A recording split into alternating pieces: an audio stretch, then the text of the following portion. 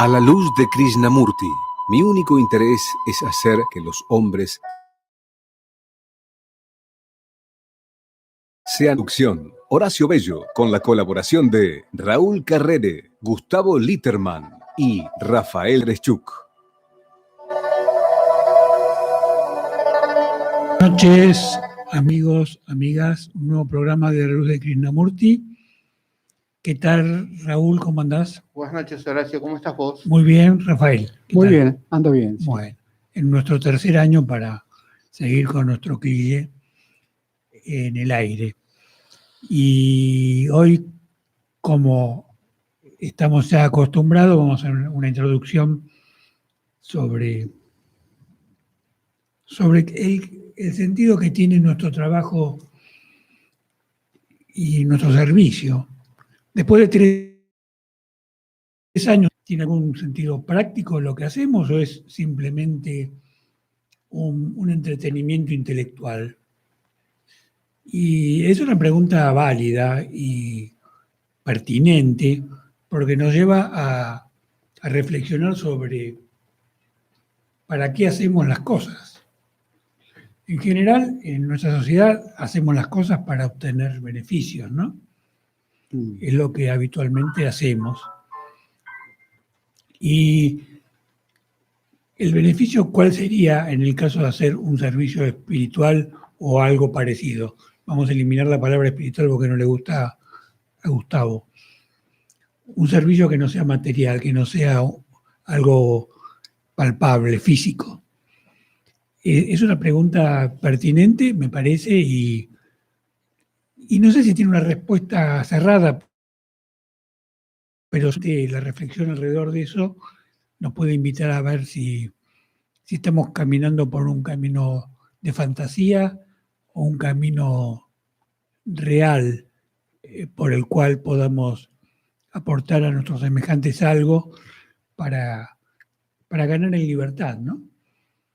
Y siempre cuando hablamos de libertad entramos en un callejón sin salida, a veces porque la palabra libertad tiene tantas implicancias, tanta historia y también tanta mentira, que es muy difícil hablar de libertad sin caer en lugares comunes, ¿no?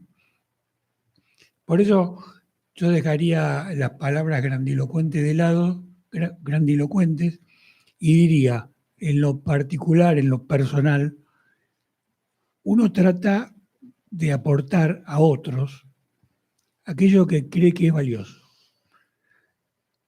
Y me viene a la memoria una reflexión que escuché hace unos días que me pareció muy inteligente y que decía, la verdad no sabemos qué es ni a dónde está, pero por lo menos como seres humanos tenemos que ser auténticos. Y en la medida que seamos auténticos quizás estemos más cerca de la verdad. Y creo que por ahí gira lo que uno puede brindar. El valor de la autenticidad como camino indirecto a acercarse a la verdad. No acercarse como un concepto, sino acercarse a la verdad como lo esencial. Indudablemente hay algo esencial que está más allá de nosotros, que lo rozamos. Es decir, aquello esencial muchas veces lo rozamos y tenemos la intuición, la percepción o la sensibilidad de ver que por ahí pasa la cosa. Y cuando esa sensación se produce con intensidad, uno tiene la decisión y el deseo de transmitirlo a aquellos que quizás todavía no lo han podido experimentar, que no lo han podido vivir. Por eso que en estos programas, donde no hay un objetivo personal, por lo menos palpable, directo y mensurable, lo importante es la autenticidad nuestra. Sí, es realmente auténtico porque no pretendemos ganar nada con ¿no? Simplemente lo que me parece que hacemos es un ejercicio de reflexión sobre temas profundos o semiprofundos que queremos compartir con los oyentes. Y puede ser útil para los oyentes como para nosotros también. Sí, yo creo que hay algo de misterioso y quizás de mágico cuando somos auténticos, porque la autenticidad nos permite, aunque sea desde nuestro inconsciente, tocar aquello que es misterioso en nosotros, que está más allá de nuestra conciencia, y en esa autenticidad es que vamos a un cofre, secreto donde estaría la verdad de la vida y que seguramente nunca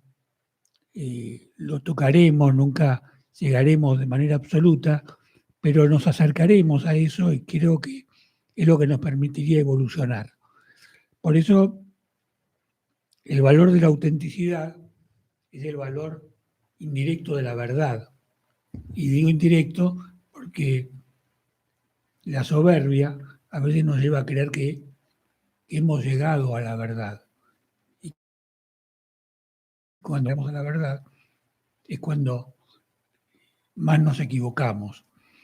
Por eso la humildad también debería ser el camino de la amalgama con la autenticidad, ¿no es cierto?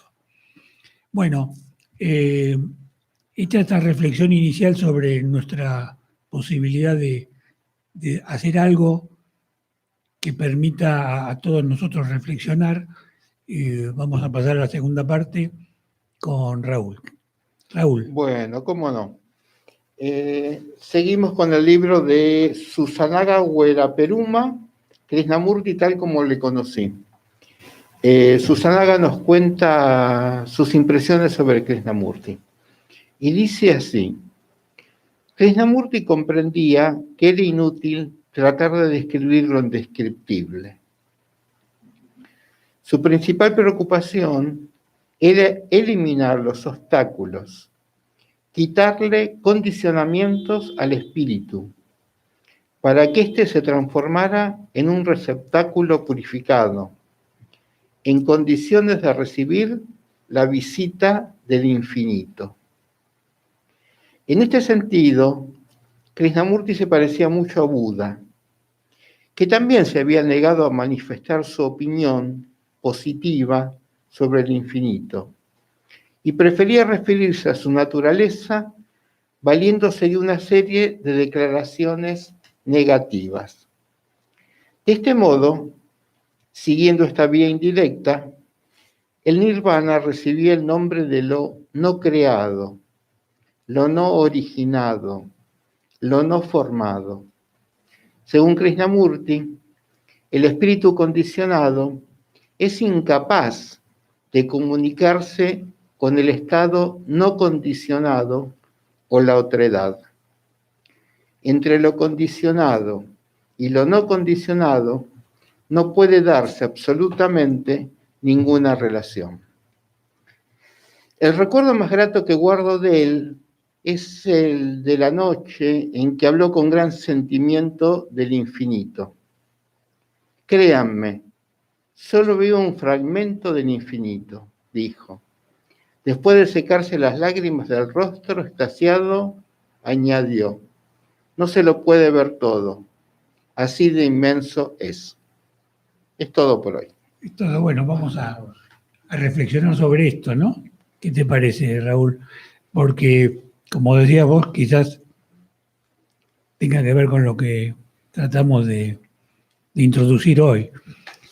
Como que nuestra vida limitada nos impide tomar contacto con las cosas más sagradas, ¿no? Claro, hay que tener una mente no condicionada, una mente libre, purificada, una mente elevada, una mente distinta a la que tenemos la mayoría de nosotros. Es como que nuestra mente condicionada es como un freno, un obstáculo, una barrera. Claro. Una barrera que nos impide tomar contacto con lo otro. Entonces, esa mente condicionada nuestra nos lleva a un círculo vicioso en la búsqueda solamente de las motivaciones que ese condicionamiento nos impone. Claro. No tenemos otra alternativa, ¿no es cierto? Claro. Sí, la mente no debería estar condicionada. Aparentemente somos libres justamente con nuestra mente, con nuestra conciencia, ¿no? Ahí es donde somos más libres, ¿no? Bueno, sería una pregunta a hacerse más que Claro. una afirmación a consolidar, porque Es una opinión, por supuesto. no, por supuesto, pero digo que es una pregunta a hacerse en el sentido, ¿es factible que desde la conciencia seamos libres? Y sí, porque uno más o menos por experiencia ve que puede ir por caminos diferentes y no hay demasiados obstáculos, ¿no? para avanzar. ¿sí? De conciencia. Porque decir soy libre de la conducta es un tema un poco resbaladizo, ¿no? Claro. Tenemos que tratar de trabajar en la observación de nuestra vida. Sí, es cierto que puede haber limitantes que vienen de la cultura misma, digamos, ¿sí? Claro, Que te indica, digamos, cuál sería el camino para dirigir la conciencia o tu mente. Porque la cultura misma te puede decir que un determinado camino es peligroso o no debería andar por ahí, por esos caminos. sí, yo me pregunto si la acumulación de conocimientos, en el sentido de un archivo de formas de conducta, de forma de vida, no termina siendo el limitante de nuestra posibilidad de ser libres. Claro. Es decir, parecería que hay una paradoja entre la acumulación de conocimientos y la posibilidad de libertad. Porque la acumulación de conocimientos es una acumulación en nuestro archivo mental y nuestra conducta muchas veces se dispara a partir del archivo mental que va dando órdenes de manera automática. Entonces actuamos automáticamente a partir de ese archivo. No sé si queda claro lo que estoy diciendo. Ahora, cuando vos hablas de conocimientos, ¿hablas de las experiencias vividas o de los conocimientos librescos? Y yo creo que los conocimientos librescos tienen mucho que ver también con experiencias de otros que se van acumulando. Algunos cuentan su vida, lo convierten en verdades, otros imaginan la vida y también lo construyen Sí. como verdad. No, porque yo creo que el mayor obstáculo son las experiencias que uno vive, porque los libros están ahí y uno lo puede leer y decir tendrá razón o tendrá razón. Pero cuando uno experimenta algo por sí mismo, Sí, queda esclavo de esa experiencia. Y dice, esto es así porque a mí me pasó. Y puede ser una experiencia totalmente errónea. bueno, lo que pasa es que es un poco complejo discernir una cosa de la otra, porque es muy factible que muchas de las cosas que a mí me pasaron o a vos te pasaron tengan que ver con nuestros condicionamientos previos. Claro, Y hay que ver de dónde viene la raíz de ese condicionamiento. claro. Entonces, supóngase, yo tengo un desengaño amoroso, entonces no creo en el amor. Y era una frase burda y repetida. Ahora, habría que ir a la raíz de por qué yo tuve ese desengaño amoroso. Por ahí, mi mamá era tan represiva que decía que la única mujer que servía era ella. Entonces, cuando yo quise realizarme en una relación afectiva, fracasé porque no tenía la madurez suficiente como para comprender los valores de esa pareja. Y entonces quedo atado al desengaño. Y el desengaño me lleva a una vida de frustración. Es como una cadena interminable de condicionamientos que en general no tenemos claro cómo se van concatenando. Algunos es un eslabón más de esa cadena de condicionamientos. Claro. Por ejemplo, la cultura antes nos decía que un matrimonio que se separa es un matrimonio fracasado. Hoy se dice, bueno, no, el matrimonio, bueno, puede durar 10 años y no es un fracaso, simplemente cada uno sigue su camino, porque cada uno evoluciona de una manera diferente y hace 10 años eran compatibles y después de 10 años de vida, cada uno sigue un camino distinto. Claro, uno queda esclavo de una manera patética a veces de las palabras como símbolo de lo que es la vida. Las mujeres que llegaban a los 30 años y no se casaban eran solteronas. Claro. Esa pobre chica que tenía 30 años ya vivía que su vida era un fracaso, solamente porque había una idea de otras personas que decían que si no estaba casada era un fracaso. Solo tuvo que ocurrir que cambiara la idea y que a partir de los tiempos modernos, no solo que no es un fracaso, sino que es un símbolo de libertad para que las mujeres se sientan bien. Ahora, los hechos son siempre los mismos. Lo que cambió fue la forma de pensar. Claro, claro. Ahí te das cuenta Bueno, cómo el pensamiento te esclaviza. lo que pasa es que culturalmente, digamos, el pensamiento de la cultura en la cual vos estás inserto te condiciona en la acción, no te condiciona a nivel de pensamiento, digamos. ¿Sí? ¿Estás seguro? Vos podés estar... A ver. Y vos podés, y porque si no, no habría cambio con el tiempo. El cambio no sucedería. Algunos cambian y en otros no cambian. Pero por eso se da un proceso a través del cual hay determinadas personas que van evolucionando Eso en es su cierto. idea, claro.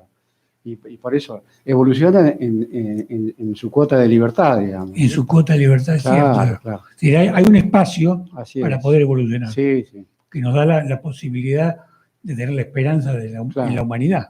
Pero vos estás condicionado en acción durante el proceso ese, digamos, ¿no?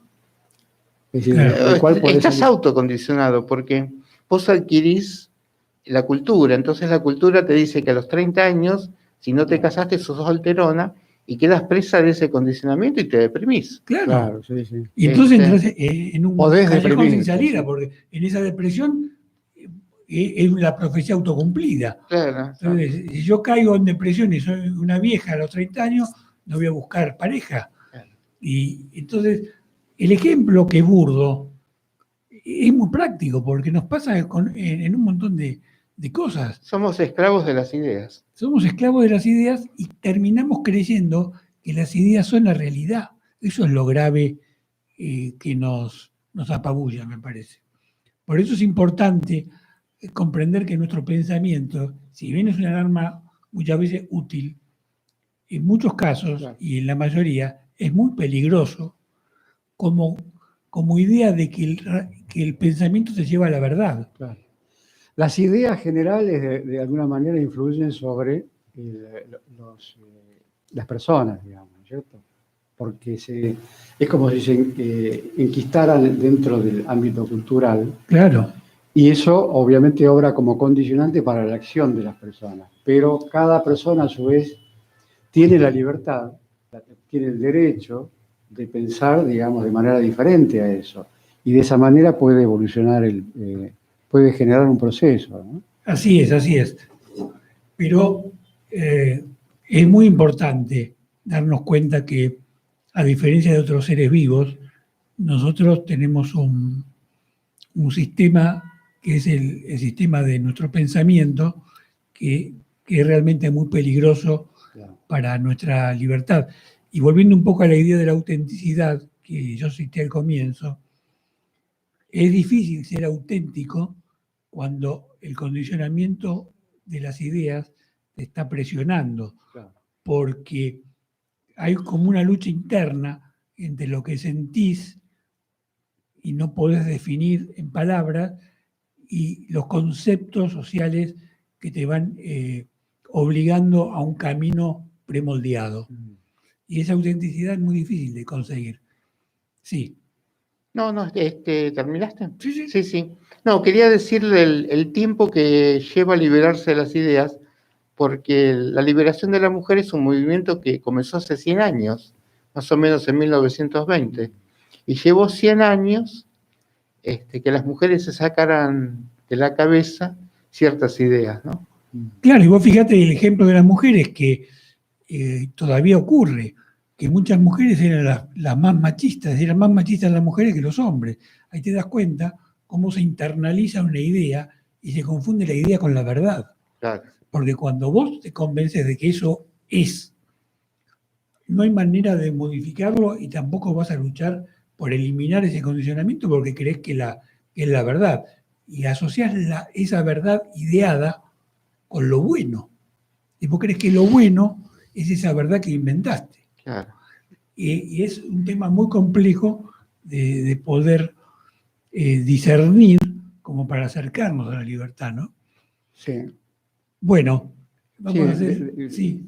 Podemos concluir que de alguna manera la libertad es relativa, ¿no es cierto? Sin ninguna duda que es relativa. Es relativa al ámbito cultural en el cual uno está inserto. Es relativa y como es relativa también dentro de esa relatividad nosotros tenemos un margen que es propio del ser humano. Claro, claro. Hay un margen propio del ser humano que es lo que nos permite evolucionar. Así es, así es. O no.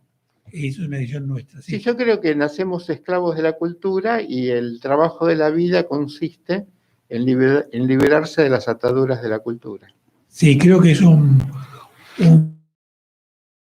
Por ejemplo, la guerra claro. e invadir otro país. Y bueno, alguna gente inteligente se da cuenta que eso no está bien y dice, bueno, yo no voy a la guerra. Claro. Y bueno, irá a la cárcel, pero dice, no, yo no voy a matar a nadie. Aunque el resto mate, yo no mato. Está bien, está en su derecho. Claro, lo que pasa es que, por ejemplo, el ejemplo que damos me lleva a otra reflexión y es, muchas veces el mecanismo del condicionamiento cultural es muy sutil, porque a vos no vienen y te dicen la guerra está bien y hay que matar. A vos te dicen tu patria es la mejor. Claro. Entonces vos te convences de que tu patria es la mejor y además te explican todos los valores que tiene tu patria, Claro. comenzando por tu bandera a la Claro. que glorificás. Y obviamente cuando tenés un conflicto con otro, no te queda otro que ir a matarlo. Sí, el problema es que al país de al lado también le explicaron lo mismo. Por eso digo que el mecanismo es perverso y nos lleva a la esclavitud mental. Bueno, ahora sí vamos al impasse musical y lo dejamos a Mauricio a cargo de la música y luego venimos con Gustavo. ¿Está Gustavo?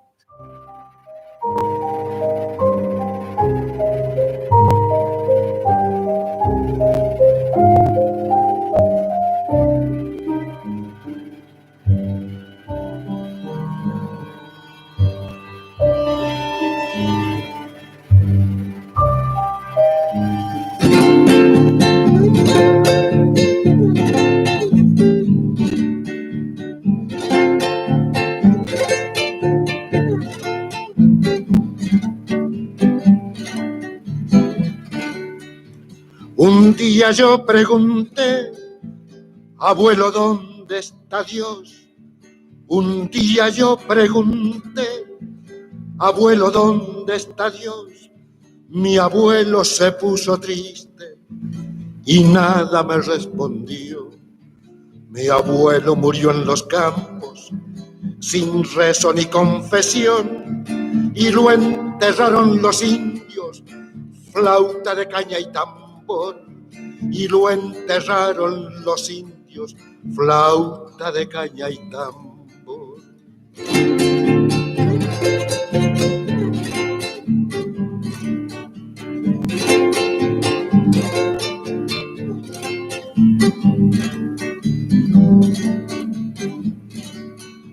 Al tiempo yo pregunté, Padre, ¿qué sabes de Dios? Al tiempo yo pregunté, Padre, mi padre se puso serio y nada me respondió. Mi padre murió en la mina, sin doctor ni protección, color de sangre minera tiene el oro del patrón. Color de sangre minera tiene el oro del patrón. Bueno, muchas gracias, Mauricio. Y ahora sí vamos a comunicarnos con Gustavo. ¿Qué tal, Gustavo? ¿Cómo andás? ¿Qué tal? ¿Cómo andan Horacio, Raúl, Rafael? ¿Todos bien? Todo bien, gracias. Muy bien, gracias, ¿Qué Gustavo. tal, Gustavo? Bien. Bueno, vamos a empezar con lo siguiente. Empiece. Susanaga Buenapenuna Sí. seguirá mucho a Krishnamurti, pero de budismo sabe muy poco. Bueno, de Porque nuevo le adiós. No, esto es muy interesante, Dale. El nirvana, en la segunda rueda de enseñanza del Buda, está muy aclarado que es parte del samsara. Ahí los dioses quedan, digamos, aletargados en una especie de edén y siguen atados a algo, llamarle la muerte, es decir, no es la liberación final y el todo definitivo. Así que eso avísenle a Buenapenuna, que debe estar en alguna nube, pero ya se ha dado cuenta que el nirvana es la contraparte del samsara. Así que, bueno, empezamos por ahí. Lo que pasa es que pobre él no sabía que iba a ser escuchado por un erudito como tú. No erudito, pero justamente, bueno, en otro grupo estaba subiendo uno de los sutras que se llama La visita del Buda al reino de Brahma. Decí que es un sutra porque mucha gente no sabe que es un sutra. Bueno, son los escritos canónicos, digamos, de Buda. Claro.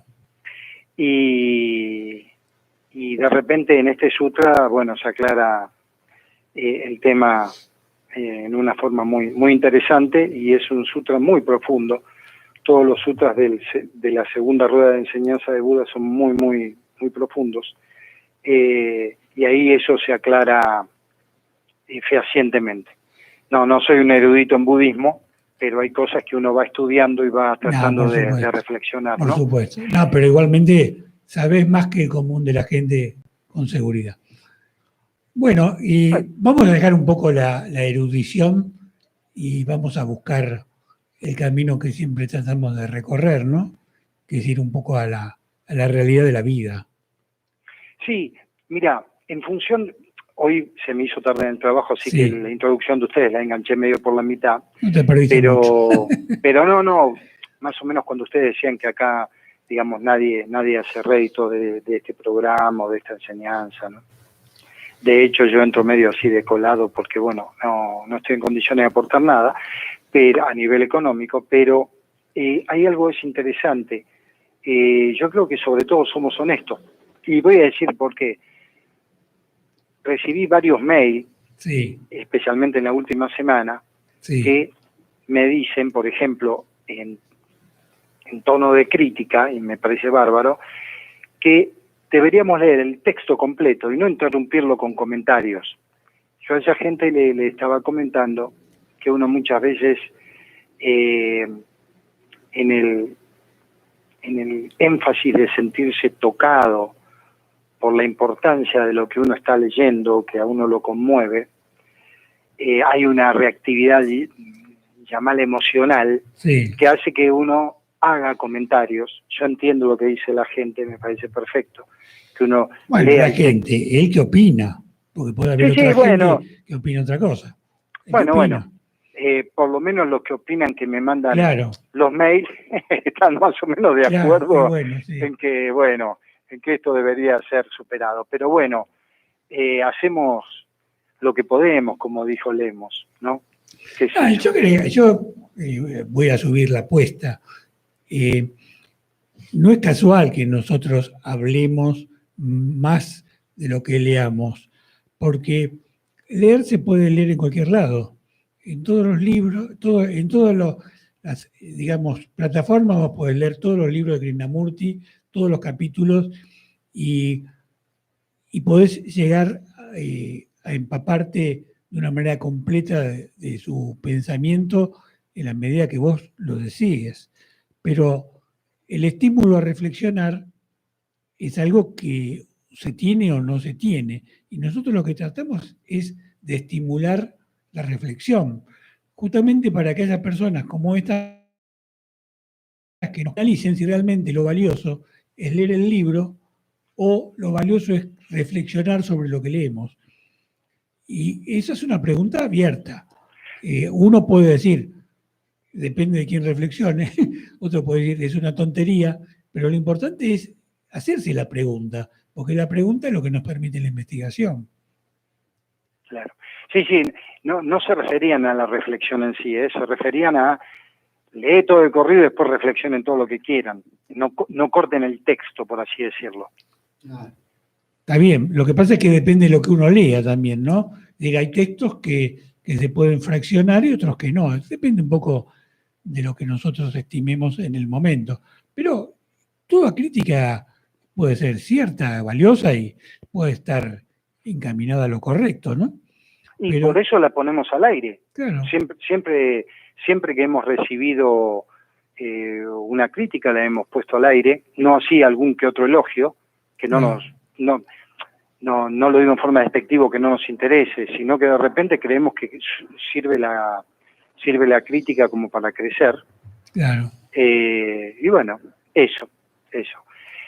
Bueno, Hoy justamente traigo un texto corto pero lleno de preguntas. Y corto pero polenta, ¿eh? Así que a nuestros oyentes y a nosotros mismos A ver, que podamos estar atentos. El tema es así. Esto le gusta mucho a Raúl y sé que también te gusta a vos. ¿Por qué? Porque a Raúl le gustan los libros donde Krishnamurti directamente habla, ¿no? O está Sí. en una conferencia. Y a vos te gusta que lo que baja bien al llano. Así que vamos a darle el gusto a los dos. a ver, es Otro equilibrado. día encaro para lo esotérico. Gustavo, a mí me gustan los textos del año 1940, los más viejos. Bueno, este es el 68. Bueno, anda bien, hasta el 68 me estiro. Hasta el 68 llega. Bueno, acá una persona le dice a Krishnamurti, ¿consiste la percepción en ver algo totalmente? ¿Y es ella gradual o instantánea? Upa. ¿Querés que repita la pregunta por las dudas? Dale. ¿Consiste la percepción en ver algo totalmente? ¿Y es ella gradual o instantánea? Bueno, Krishnamurti va a empezar a responder con preguntas, ¿no? Pero esas preguntas tienen una carga también muy fuerte. Krishnamurti dice, ¿puedo observarlo todo en mí? Las reacciones, los temores, los goces y la persecución del placer, todo eso de un vistazo. ¿O debo de hacerlo de modo progresivo? ¿Qué piensa usted, señor? ¿Puedo hacerlo poquito a poco, considerando un día una parte de mí y al día siguiente otra? Hoy considero un fragmento y mañana otro. Me pregunto, ¿cuál es la relación entre el primer fragmento y el segundo? Y en el intervalo entre la percepción de uno y otro fragmento, surgen a la vida otros factores, de modo que este examen fragmentario, este observar poco a poco, nos lleva hacia una gran complejidad. Y ahora viene una frase que yo me anoté en el libro, puse terrible. De hecho no tiene valor alguno. De hecho no tiene valor alguno. Entonces pregunto, ¿puedo observar no fragmentariamente, de modo total en el instante? Claro, son esas preguntas imposibles que hace Krishnamurti, ¿no? Pero esperad porque ahora Viene lo bien mejor, dice, como dice viene Krishnamurti. lo mejor, Sí. viene lo mejor. Y se relaciona con lo que ustedes estaban hablando, valga paradoja si se quiere. He sido condicionado para mirarme fragmentariamente a mí y al mundo. Como cristiano, comunista, hindú. Esa cultura que ustedes hablaban, esa cultura me ha educado para mirar al mundo de ese modo. Condicionado por esa cultura, no puedo tener una visión total. Mira, acá creo que hay un temita que no, vamos a soslayar lo que dice nuestro crítico de que tenemos que leer todo de corrido, porque me parece que nos tenemos que detener sobre esta idea de si es posible ver las cosas de a poquito, ¿no? Y me parece interesante este obstáculo que Krishnamurti plantea, que el ir viendo de a poquito implica la imposibilidad de fraccionar la comprensión. Si uno no puede comprender fraccionadamente, o se comprende de manera unitaria o no se comprende. Entonces, quizás lo que deberíamos preguntarnos es si nosotros podemos cambiar de a poco, pero el ver vinculado al contacto con lo esencial, tiene que estar vinculado a algo unitario, que no se fraccione. Me parece que por ahí pasa un poco la cuestión que Krishnamurti introduce. No sé cómo lo ves vos, Gustavo. Y yo creo que hay digamos que son dos vías. Una es la vía de la evolución, que es el poquito a poquito, Claro, y el otro es la vía de la transformación, ¿no? Viene digamos, esa percepción, ese discernimiento, ese rayo que rompe con todo lo otro, y lo que aparece es ya un mirar distinto en forma total. Gustavo, ¿vos tenés idea cómo se produce ese fenómeno? Porque nosotros conocemos el otro fenómeno, el de Claro. ir de poquito a poquito. Claro. Nosotros somos muy conscientes de ese poquito a poquito. Por eso en muchos escritos de Krishnamurti dicen: vacíen todo el conocimiento y que sea ese instante el que marque, porque ese poquito a poquito es el movimiento del pensamiento que trae cosas del pasado para actualizarlas y que supuestamente me sirvan para el futuro, porque en definitiva ese movimiento del pensamiento está regido, si uno investiga hacia abajo, está regido por el miedo. claro. Entonces, el miedo, solapado en distintas circunstancias, hace que, por ejemplo, si le tengo miedo a la pobreza, yo trate de tomar pedazos de conocimiento para ver qué puedo hacer mañana para salir de esa pobreza. Y si le tengo miedo a la enfermedad, veré qué terapias nuevas hay, pero en definitiva, esa investigación que estoy haciendo de las nuevas terapias que puede haber, o las nuevas vacunas, ahora con el virus, esto y lo otro, está implicado en que hay miedo a contraer X enfermedad. Claro. Siempre está ahí el miedo, que es el que moviliza, ¿no? Claro. Y el fraccionamiento tiene que ver con el miedo también.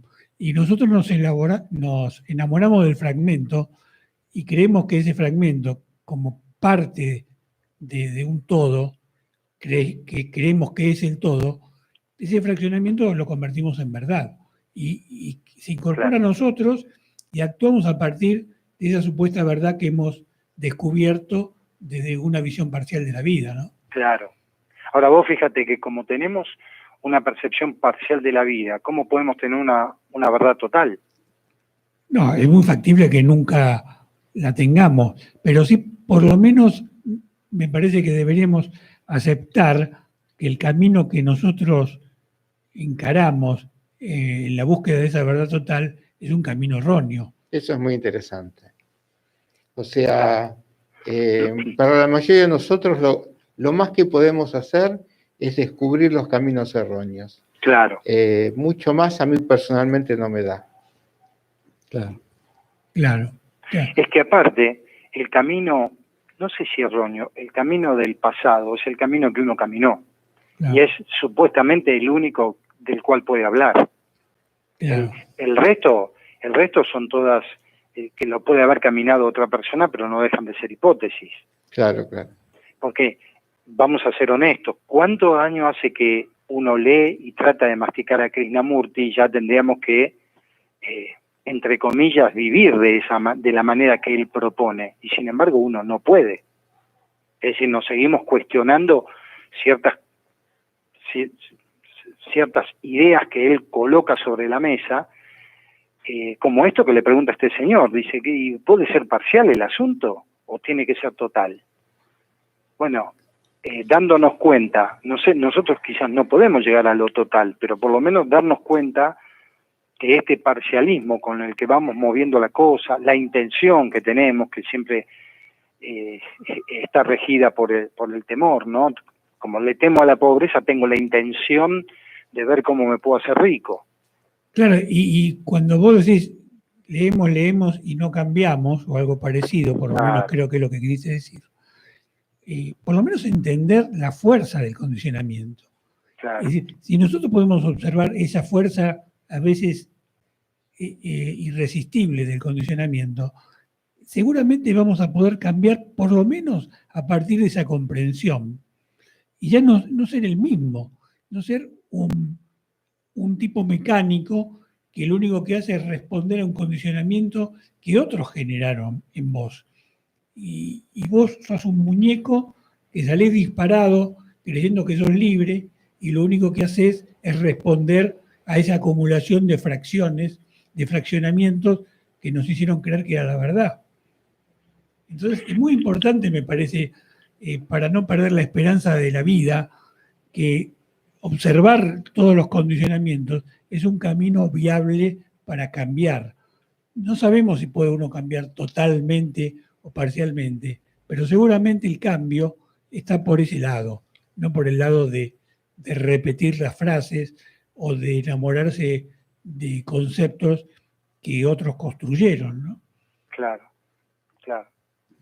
De hecho, si uno investiga profundamente en su vida, lo que va a encontrar es la fuerza real del poder ilusorio. Claro, Es decir, el que maneja acá, entre comillas, la realidad, esta frase fuerte, pero es lo que dice el sutra que anteriormente nombré. Buda, también con una percepción profunda, señala en ese sutra, no es Dios el que maneja este espacio matricial, si se quiere. Lo que la maneja acá, el jefe del negocio, es la ilusión. claro, claro. Pero es muy importante, seguramente debería ser motivo de otro programa, tratar de desentrañar cómo se genera la ilusión, porque que viene un ser maligno y nos mete la ilusión con una inyección en el cerebro, o la ilusión es producto de algo que deberíamos investigar por qué se genera en el pensamiento humano. ¿Por qué en el ser humano y no en los demás animales que habitan este mundo, ¿no? El pensamiento está vinculado a la ilusión. Me parece que es muy importante observarlo, porque si no vamos a la raíz de cómo se gesta, es muy difícil cambiarlo. Es muy difícil. Sí, sí, incluso te digo más, habría que ver si el pensamiento en sí mismo no es ilusión. Sí, bueno, es como huevo y la gallina, ¿no? Si es ilusión el pensamiento, si el pensamiento crea la ilusión, lo que sí seguramente ocurre es que el pensamiento tiene un mecanismo que nos lleva a buscar seguridad. Y en esa seguridad, en el fraccionamiento y en darle carácter de absoluto a lo que no es, entramos en la ilusión. Para Claro. decirlo en términos burdos y sencillos, ¿no? Es más, si uno observa, pues fíjate que el pensamiento en sí no es ni más ni menos que lo que motoriza una imagen interna. Claro. Porque en sí el pensamiento, ¿qué es? Es movimiento, es un movimiento energético. Claro. Pero lo que está transportando es toda esa imaginería interna, ¿no? Que capaz que yo digo, mirá, si salgo a vender pochoclo en Palermo el fin de semana, rompo todo, zafo. Y capaz que es una ilusión porque en Palermo no hay nadie. Claro, claro. Pero esa imagen motorizada por, como te dije antes, ponerle el miedo a la pobreza, la ansiedad, el apuro de hacer algo en pandemia, ponele, se va mezclando todo y se hace un cóctel. Claro. Que es absolutamente, se transforma en ilusión pura. Así es, así es. Y esa ilusión, nosotros creemos que es la verdad. Ese es el drama nuestro. Bueno, ahí está el huevo y la gallina. Claro, claro. ¿No? Ahí está el huevo y la gallina, porque al creer que es verdad, estamos generando una imagen que para nosotros es real, pero es ficticia de algo. Claro. Así es, así es. Bueno, a ver si vamos cerrando Sí. el texto, así lo redondeamos de algún modo. Bueno, dice así: mi interés principal reside, pues, en liberarme de esta cultura, de esta educación, y no en si puedo o no puedo ver de manera total. Fíjate que acá responde a lo que nosotros antes hablábamos, Sí. ¿no? El interés reside en si puedo liberarme de esto que ya tengo, no en si puedo verlo total. Claro. Liberar la mente de la fragmentación, no ser católico, protestante o lo que fuere, barrer con todo eso. Puedo hacerlo instantáneamente cuando veo la verdad de ello. Y no puedo ver la verdad si me gusta ser hindú, porque ello me otorga cierta posición, porque he visto un turbante e impresiona a un montón de gente, que a su vez es necia. Claro. Y me complazco en el pasado, porque la tradición dice, somos una de las razas más antiguas. Eso me proporciona un gran deleite, pero yo puedo ver la verdad únicamente cuando percibo la falsedad de todo eso. La verdad está en la percepción de la falsedad. Un texto corto, pero que es un cohete a Venus, ¿eh? Sí, sí, y clave dentro de la enseñanza. La verdad está en la percepción de la falsedad. Claro. Claro. Gustavo, ¿es uno de esos libritos de Kier de tapa blanca? No, ¿No? Bueno. esto pertenece al tríptico La persecución del placer, Sí, ya sé. el de tapa violeta, que es El despertar de la inteligencia. Sí, de Paidós. No, esto es ¿No? Kier. Ah, eso está de Kier. Bueno, Este porque lo Kier. publicó Paidós también. También lo publicó Paidós. Sí, porque junto con ¿cómo era? El vuelo a la libertad, ¿cómo es ese libro? El vuelo del águila. El vuelo del águila, forman, digamos, en algunas partes del mundo sé que lo editaron todos juntos porque la verdad que son, bueno, en este caso 4 libros en Argentina imprescindibles. Bueno, creo que podría dar lugar también a que reflexionemos en el próximo programa sobre qué implica ver la falsedad de todo lo que opera en nosotros para acercarnos a la verdad, ¿no? Y es un tema trascendente, así que la semana que viene no cuenten conmigo. Bueno, te mandamos un gran abrazo, nos reencontramos el próximo martes y lo vamos a dejar a Mauricio que termine con el explosivo tema de Atahualpa Yupanqui. Chau, hasta luego. Y bueno, Sí. y lo voy a escuchar a Rafael porque no le escuché meter ningún bocadillo. Sí, pero ahora va a lucir, va a Listo. brillar. Me quedan 5 minutos nada más. Ahora, Es un reproche, me parece. qué bárbaro. Chao. Chau. Es la vida del leñador y que nadie le pregunte si sabe dónde está Dios. Por su casa no ha pasado tan importante, señor. Por su casa no ha pasado tan importante, señor.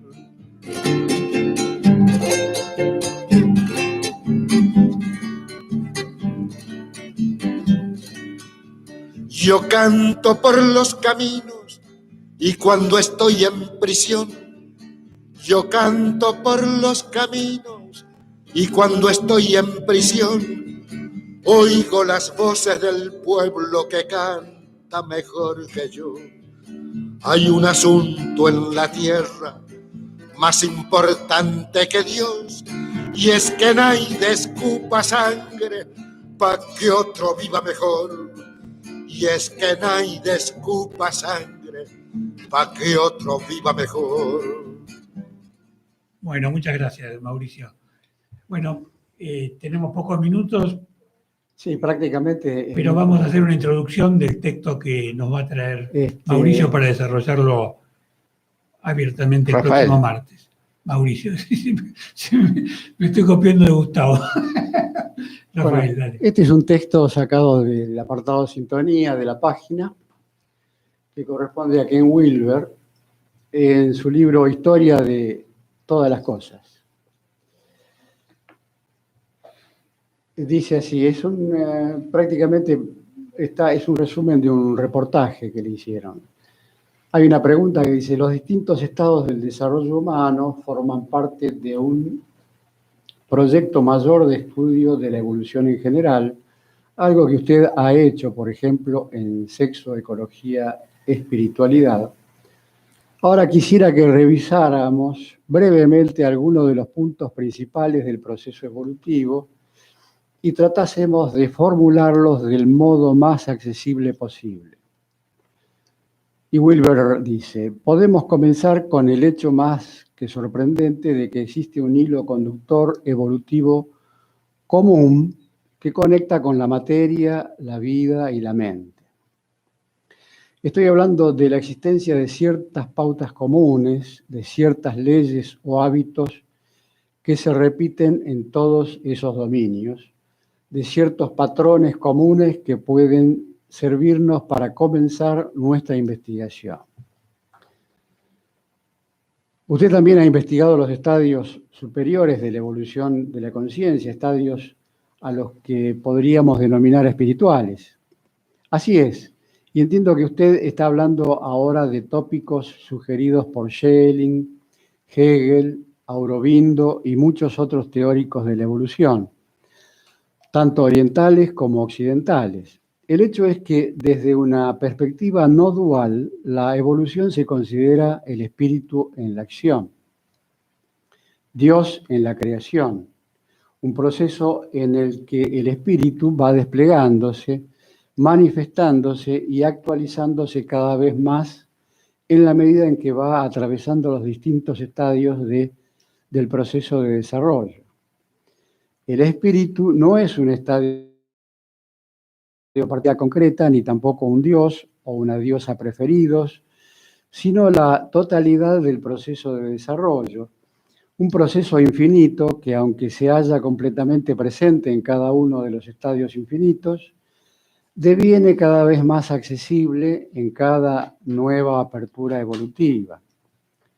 Así pues, podemos considerar, al igual que lo hacen las grandes tradiciones de sabiduría del mundo entero, a los estadios superiores o más profundos en los que el espíritu consciente de sí mismo despierta a sí mismo y comienza a tomar conciencia de su auténtica naturaleza. Parecería que el espíritu sería la toma de conciencia de algún modo, parecería que es lo que quiere decir Wilber, ¿no? Claro. Si no entiendo mal. Claro. El espíritu es lo que de alguna manera nos da el ser acá, la existencia, ¿no? Es un espíritu que va evolucionando y que de alguna manera nos pone acá en este mundo. Pero también es consciente de sí mismo, quiere decir que despierta a sí mismo y comienza a tomar conciencia de su auténtica naturaleza. Es como si dijéramos a través del ser humano, que es el extremo de la creación. El ser humano es el que se... El extremo, no sabemos si es el extremo malo o bueno, pero es el extremo. No está en el extremo, pero es el extremo de la evolución en este momento, ¿no es cierto? Sí. Y a través del ser humano, ese espíritu, de alguna manera, es como si se conociera. Es lo que decían los antiguos filósofos, digamos, ¿no? Griegos. Es como un volver, digamos, sobre los pasos de la creación, y el espíritu se va conociendo a través de la conciencia humana. Digamos. Se va descubriendo, ¿no? Se va descubriendo, claro. Es un poco así la cosa. Suele hablarse de estos estadios superiores del desarrollo como estadios místicos o avanzados, pero en realidad se trata de estadios muy concretos, muy tangibles, muy reales, estadios asequibles para usted y para mí, estadios que constituyen nuestros potenciales más profundos. Y la observación cuidadosa de estos estadios a la luz de la evolución nos ayuda a comprender lo que ellos están desplegando y nos ayuda también a sustentar sus afirmaciones y a darles un sentido muy concreto. Y estos estadios superiores que en el pasado han sido alcanzados por algunos individuos, los más extraños, los más avanzados, los más dotados, la vanguardia de su tiempo, pueden proporcionarnos ciertas pistas sobre lo que la evolución colectiva nos depara a cada uno de nosotros el día de mañana. Usted ha descubierto que las grandes tradiciones espirituales del mundo caen en dos campos muy amplios y diferentes. Así es, si prestamos atención a los diferentes intentos realizados por el ser humano para comprender lo divino, intentos llevados a cabo tanto en Oriente como en Occidente, tanto en el norte como en el sur, llegaremos a darnos cuenta de la existencia de dos tipos diferentes de espiritualidad, a la que denomino espiritualidad ascendente y espiritualidad descendente. Bueno, este es el hilo de la cuestión, ¿no? Para Porque Ken Wilber desarrolló este concepto de espiritualidad ascendente y descendente. Sí, habría que desentrañar a ver a qué se refiere, ¿no? Claro, Y ya lo voy a explicar. el camino ascendente es un camino puramente trascendental y ultramundano. Se trata de un camino puntano, ascético, yógico, un camino que suele despreciar e incluso negar el cuerpo, los sentidos, la sexualidad, la tierra y la carne. Este camino busca la salvación en un reino que no es de este mundo. Considera que el mundo manifiesto, el samsara, es algo malo o ilusorio y su única aspiración consiste en escapar por completo de la rueda. De hecho, quienes sostienen este enfoque, los ascendentes, suelen considerar a quienes sostienen la visión opuesta, los descendentes, como si estuvieran engañados o incluso como si fueran malvados. El camino ascendente glorifica la unidad, no la multiplicidad, la vacuidad, no la forma, los cielos, no la tierra. Por supuesto, esto nos lleva a suponer que lo que quiere decir es que los descendentes tienen que ver con lo opuesto, justamente. Claro, que lo es- opuesto que... Claro. Y un poco imaginando cómo va a cerrar el próximo martes, Claro. supongo que tratará de buscar la amalgama de ambos De ambos opuestos opuestos. para llegar claro. a una síntesis. La síntesis, claro. Bueno, Bueno, muy bien. lo dejamos ahí y lo terminamos el próximo martes. Hasta luego. Buenas noches a todos. Buenas noches a todos. Hasta el próximo martes. Muy bien. A la luz de Krishnamurti, mi único interés es hacer que los hombres sean absoluta e